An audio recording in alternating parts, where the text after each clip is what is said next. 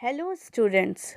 Today we are going to continue Geography chapter 7, that is our country India, part 2. In this video we study about physical feature of India. India is a land of diversity in all manners. India has every possible landscape that the earth has. From cold mountains to arid desert, vast plains, hot and humid plateau, and wide seashore. Bharat विभिन्न आकृतियों वाला एक विशाल देश है, जहाँ हर प्रकार की भूआकृति पाई जाती है, जैसे बर्फीले पर्वत से लेकर सूखे रेगिस्तान, विशाल मैदान, पठार और चौड़े समुद्री किनारे. The 6 major geographical regions of India. First, the Northern Mountainous Range or Himalayan Range. Second, the North Plains or Indo-Gangetic Plain. Number 3rd, Great Indian Desert. Number 4th, Peninsular Plateau. Number 5, Coastal Plains. Number 6, Indian Island. Bharat को 6 मुख्य भौतिक भूभाग में विभाजित किया गया है. पहला है उत्तर का पर्वतीय प्रदेश, दूसरा उत्तरी मैदान या सिंधु गंगा का मैदान, तीसरा भारत का महान मरुस्थलीय प्रदेश, चौथा प्रायद्वीप पठार, पांचवा तटीय मैदान, छठा भारतीय द्वीप समूह. Number 1, the Northern Mountainous Range. It is a region of lofty snow-capped mountains with deep valleys. यह पर्वत चारों ओर बर्फ से ढका हुआ गहरी घाटियों का प्रदेश है. Many freshwater rivers originate here like Ganga, Brahmaputra and Yamuna.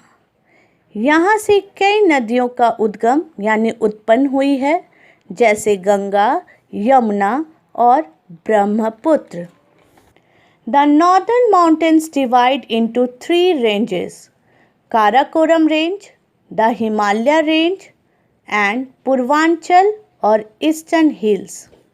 उत्तर के पर्वतीय प्रदेश को 3 भाग में बांटा गया है. पहला है काराकोरम रेंज, दूसरा हिमालय पर्वत श्रृंखला और तीसरा पूर्वांचल या पूर्वोत्तर पहाड़ियाँ. Number 1, Karakoram range. High mountain ranges run along the entire northern boundary of India. The northernmost range is the Karakoram.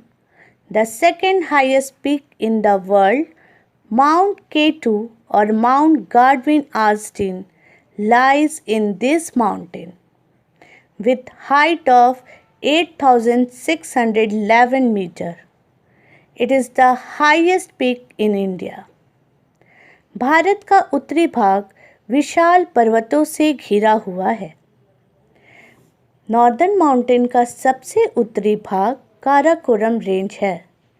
विश्व का दूसरा और भारत की सबसे ऊंची चोटी K2, जिसे गॉडविन ऑस्टिन कहते हैं, वह इसी भाग में स्थित है, जिसकी ऊंचाई लगभग 8,611 मीटर है. Number 2, Himalayas. South of Karakoram range are the might Himalayas. The name Himalayas is derived from the Sanskrit word him and alya. Him that is snow and alya that is abode or home. The meaning of Himalaya is home of snow. Himalaya शब्द संस्कृत से लिया गया है, जो him और आले को जोड़कर बनाया गया है, जिसमें हिम का अर्थ बर्फ और आले का अर्थ घर होता है, इसलिए हिमालय का पूरा अर्थ बर्फ का घर है। The total length of the Himalaya range is almost 2500 kilometers. In India, it stretches from Jammu Kashmir in the west to Arunachal Pradesh in the east. Himalaya की कुल लंबाई लगभग 2500 किलोमीटर है। यह भारत में पश्चिम में जम्मू कश्मीर से लेकर पूर्व में अरुणाचल प्रदेश तक फैला हुआ है। The Himalayan mountain range is a group of 3 parallel ranges running from north west to northeast of India. Himalaya पर्वत श्रृंखला 3 पैरेलल यानी कि समांतर श्रेणियों का समूह है जो भारत के उत्तर पश्चिम से उत्तर पूर्व की ओर बढ़ता है।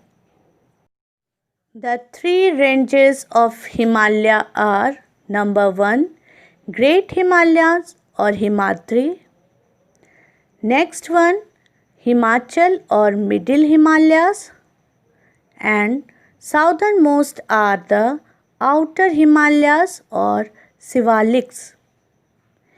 हिमालय पर्वत श्रेणी को 3 भाग में बांटा गया है, जिसमें पहला है महान हिमालय या हिमाद्री, दूसरा मध्य हिमालय या हिमाचल और third Shivalik. Number 3 is Purvanchal और eastern hills. The Purvanchal range is the eastern extension of the Himalayas, lying in the easternmost part of India. They are covered with thick forests. The Purvanchal range comprises the Naga, Manipur, Mizo, Patkai, Garo, Khasi and Jaintia hills. Himalaya पर्वत का पूर्वी विस्तार पूर्वांचल श्रेणी है। यह भारत के मुख्य रूप से पूर्वी भाग में फैला है, जो घने जंगलों से घिरा हुआ है। पटकई, नागा, मणिपुर, गारो, खासी, जयंतिया और मिजो पहाड़ियाँ पूर्वांचल की पहाड़ियों का भाग है। Himalayas have some highest peak in the world. World highest peak Mount Everest, 8,848 meters, lies in Nepal. Mount Kanchenjunga, which is 8,598 meters, Nanga Parvat, which is 8,126 meters, Nanda Devi, 7,817 meters and Badrinath 7,138 meters are in India. Himalaya पर कई ऊंची चोटियां हैं और विश्व की सबसे ऊंची चोटी जो कि माउंट एवरेस्ट है वह नेपाल में स्थित है तथा भारत में स्थित ऊंची चोटियां हैं माउंट कांचनजंगा, नंगा पर्वत, नंदा देवी और Badrinath. Number 2 the northern plains. The north Indian plains lies between the northern mountainous region and the Indian Plateau region. It is also called Indo-Gangetic Plain. Bharat का उत्तर का मैदान उत्तर पर्वत और भारतीय प्रायद्वीप पठार के बीच स्थित है। The Himalayan reverse like Ganga, Yamuna, Brahmaputra and their tributaries deposit rich silt in the plains, making this region very fertile. Naturally, a lot of crops are cultivated in this region. Himalaya से निकलने वाली नदियाँ जैसे गंगा, यमुना, ब्रह्मपुत्र और इनकी ट्रिब्यूटरीज यानी कि सहायक नदियाँ अपने साथ जो गाद या कीचड़ लाती है वह यहाँ पर फैला देती हैं, जिसके कारण यह प्रदेश काफ़ी उपजाऊ होता है। The northern plains comprise 3 different parts from west to east. These are Western Plain, which is known as the Punjab Haryana Plain. This plain is a part of Indus Basin. In India, the plain of Punjab and Haryana is drained mainly by the Satluj, Ravi and Vyas, which are tributaries of river Indus. उत्तरी मैदान को पश्चिम से पूर्व 3 भागों में बांटा गया है।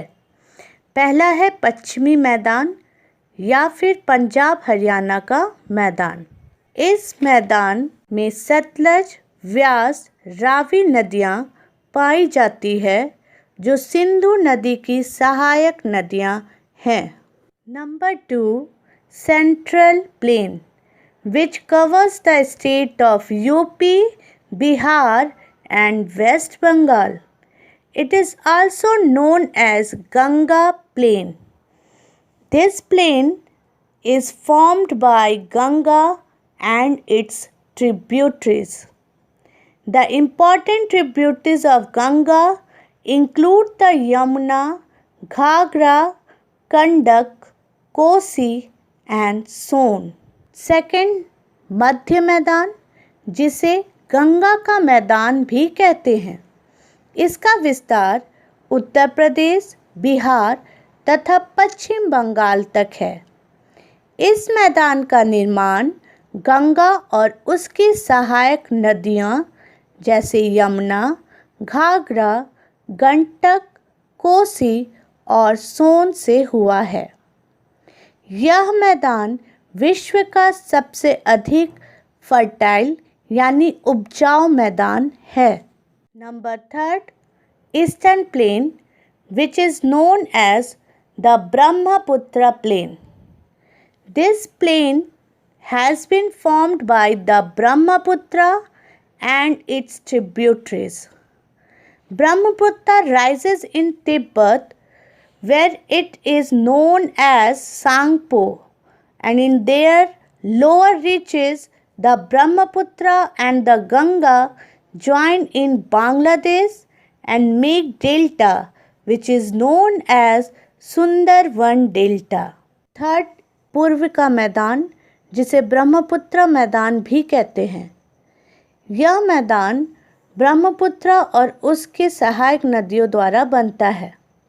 ब्रह्मपुत्र तिब्बत से निकलती है, जहाँ इसको सांगपो नदी के नाम से जाना जाता है।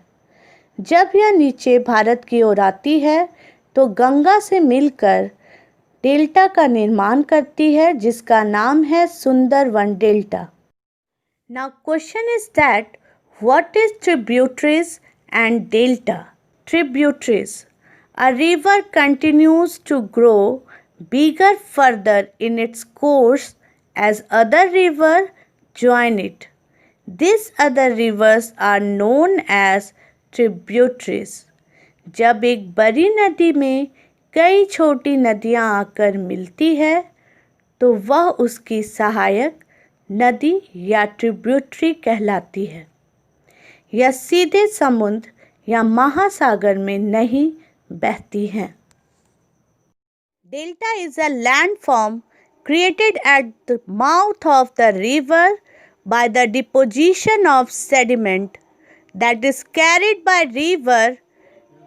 Delta consists of several distributaries creating a triangular shape which is known as delta.